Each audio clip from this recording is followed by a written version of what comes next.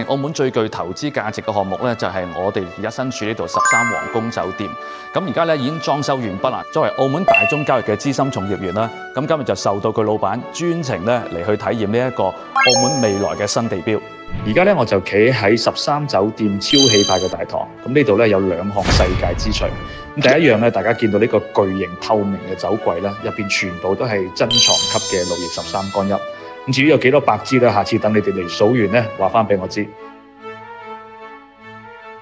睇完珍藏咧，再去睇另外一個世界之最。咁去緊嘅時候咧，我哋經過好多藝術品啊，有巴洛克式嘅雕花啦，巨型嘅水晶吊燈，咁同埋好多咧，好似去咗凡爾賽宮咁嘅壁畫。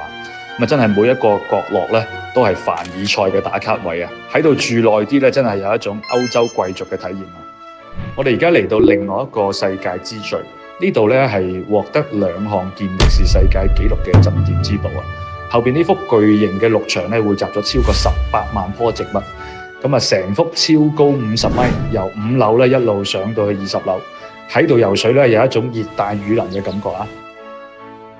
睇完世界之最咧，我哋上房睇睇先。呢度咧嘅最細房間咧係2000尺，咁啊最大咧去到成10000尺㗎。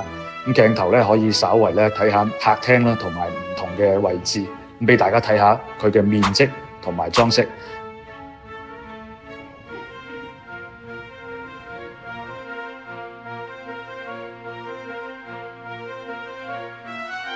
最後咧，大家都可能想八卦一下老闆嘅背景啊！咁其實呢個老闆咧喺金光大道嘅上邊咧，仲有一個半山頂級嘅樓盤。咁啊，最近咧仲升級咗會所，連要排隊半年嘅頂級 Omakase 咧，連都引進埋入去佢嘅會所入邊。